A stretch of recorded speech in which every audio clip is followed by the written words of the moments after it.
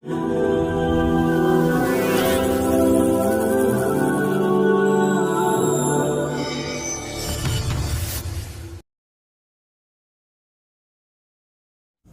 tanggamu adalah ibadahmu.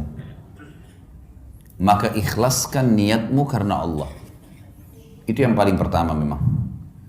Teman-teman sekalian, ikhlaskan niat. Menikah itu jangan karena disuruh oleh orang tua.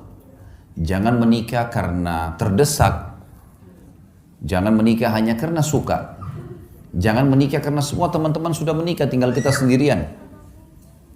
Semua ini teman-teman harus dibuang jauh-jauh. Kalau Anda di sini yang hadir sudah menikah dan dulu salah satu penyebab nikahnya karena 4 hal atau 5 hal tadi yang saya sebutkan itu, maka detik ini diubah niatnya. Karena kalau orang niatnya hanya karena disuruh oleh orang tua, niatnya hanya karena teman-teman sudah terlanjur nikah, sudah terlanjur ada rasa suka, ya, atau semua teman-teman sudah menikah sementara kita belum, akhirnya terdesak harus menikah. Ini semua tidak dinilai ibadah. Memang harus diniatkan, saya menikah karena perintah Allah dan Rasulnya. Sebagaimana kalau saya sholat karena perintah Allah dan Rasulnya. Sebagaimana kalau saya puasa Ramadan karena perintah Allah dan Rasulnya. Saya haji dan umrah karena perintah Allah dan Rasulnya. Coba bayangkan kalau ada orang pergi haji, tujuannya dari awal niatnya adalah belanja. Misal, nanti kalau saya di Mekah saya mau belanja ini, saya mau belanja itu. Kalau saya di Madinah mau beli ini dan seterusnya. Dicampur baur antara niat ibadahnya sama niat belanjahnya.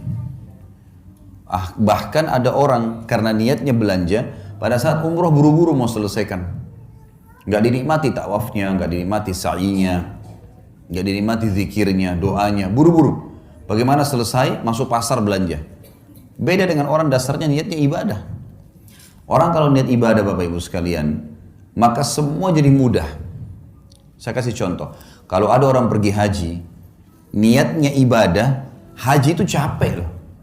Berangkat dari Jakarta saja misalnya ke Jeddah 9 jam. Belum masuk ke Mekah sejam 2 jam sampai di hotel. Belum kita harus tinggal di Mina, di kemah, jumrah, panas matahari, desak-desakan sama orang. Kemudian juga ada Muzdalifah, ada Arafah. Paket, capek sebenarnya, letih. Gitu kan? Setiap azan kita langsung ke masjid, walaupun jarak hotelnya jauh. Tapi subhanallah, orang kalau niatnya ibadah, pulang haji ditanya, Bapak Ibu yang sudah capek nih, sudah 40 hari di sana, 30 hari di sana, tanya mau haji lagi nggak? Pasti jawabannya mau. Kalau orang niat ibadah, dia mau lagi. Suka dukanya semua jadi mudah. Yang panasnya, yang makanannya kehabisan, yang hotelnya jauh, terlupakan semua. Yang antri panjang di imigrasi, dilupain semuanya. Karena niat ibadah itu berbeda. Orang kalau bangun sholat malam, dia niat memang ibadah karena mau berkomunikasi dengan Allah, mau beribadah kepada Allah, lain. Dengan orang yang hanya kebetulan pasangannya bangunin, supaya dia bangun sama-sama. Ada sebuah kata kunci dalam masalah ini. Semua yang berhubungan dengan kita teman-teman sekalian, di muka bumi ini, tanda kutip ya, tanda kutip, adalah boneka-boneka yang sedang Allah titipkan. Saya bilang sama istri saya, dan saya juga sampaikan ke Bapak Ibu sekarang, saya juga sampaikan dalam pelatihan-pelatihan saya. Kalau kamu, saya bilang sama istri saya, adalah titipan Allah kepada saya anggap kamu tanda kutip boneka, tanda kutip yang Allah titipkan, mengatakan Khalid ini istrimu. Didik dia, lindungi dia, berikan dia hasil keringatmu, nafkahmu. Karena saya, maka saya akan berikan pahala, kau masuk surga. Saya bilang sama istri saya, sebaliknya, kamu juga begitu. Kamu menganggap saya, tanda kutip, adalah boneka, tanda kutip ya, yang Allah titipkan. Ini suamimu ya. Layani dia, cuciin bajunya, buatin masakannya, biologisnya, didik anaknya, jaga amanah rumahnya. Karena saya, kata Allah, saya kasih pahala, mati, masuk surga. Ini yang dimaksud dengan ibadah nih. Seperti itu kita memahaminya. Sehingga kita tidak pernah jenuh dalam menjalankan kewajiban. Coba bayangkan Bapak Ibu sekalian, di sini kita mulai dari bapak-bapak misalnya. Istri kita nggak pernah kita kenal sebelumnya. Begitu menikah, kita setengah mati banting tulang di luar sana. nagih utang, jual produk, bangkrut usaha, segala macam. Setelah selesai dapat hasil, kita tinggal kasih kepada istri kita. Dia yang makan, dia yang beli baju, dia yang menikmatinya. Kalau bukan karena niat ibadah, bisa saja seorang laki-laki bilang, siapa perempuan ini enak benar. Hasil keringat saya tiba-tiba langsung diambil saja. Satu sisi.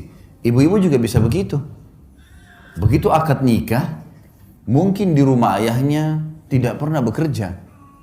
Tiba-tiba menikah, laki-laki yang tidak dikenal, cuciin bajunya, siapin sarapannya, layani biologisnya, segala macam. Hamil anaknya dia, spermanya dia. Kalau bukan karena ibadah, orang akan berpikir, siapa laki-laki ini? Gitu. Makanya sering terjadi pertengkaran-pertengkaran dalam rumah tangga kadang-kadang dengan hal-hal yang kecil saja, karena memang dari awal bukan niatnya ibadah. Kalau ibadah pasti akan berbeda. Karena kita tahu suka dukanya akan ada, makin berat sesuatu yang kita jalankan, maka kembali kepada hadis Nabi SAW. Nabi bersabda dalam hadis Bukhari Muslim, Inna idhamal ajri ma idhamal bala. Allah akan memberikan balasan yang besar sesuai dengan kadar beban yang sedang diberikan. Emang begitu? Beda pahalanya orang pergi sholat musim dingin, susah sekali kalau mungkin di negara Eropa yang lagi musim salju dingin, dengan orang yang pergi sholat cuaca lagi enak, ada cobaannya, lebih besar pahalanya. Beda semuanya, Allah menilai sesuai dengan kadarnya. Kita menikah, ada cobaan, ada ipar, ada tetangga, ada mertua, mungkin ada cobaan-cobaan dari mereka. Tapi kalau niat ibadah, kita akan laluin. Karena ini semua ibadah. Saya tidak mungkin menikah dengan suami saya saja atau istri saya saja. Tapi saya juga tanda kutip menikah dengan keluarga mereka nih. Tidak mungkin dihapus status orang tuanya. Makanya banyak orang kalau tidak niat ibadah, mertuanya kalau datang, mungkin karena mertuanya cerewet misalnya, maka dia menganggap tidak usah datang deh. Bahkan tidak mau ikut sama suaminya atau sama istrinya kalau mengunjungin mertua. Bagaimana caranya kita hapus status mertua itu, status orang tua dari pasangan kita? Nggak mungkin. Bagaimana caranya kita hapus status saudaranya yang merupakan ipar kita? Selamanya itu status nggak bisa dihapus. Tidak ada mantan orang tua, tidak ada mantan saudara, gitu kan? Maka ada orang yang tidak bisa menerima ini hanya karena cobaan-cobaan yang ringan. Permasalahannya karena dia tidak jadikan ibadah.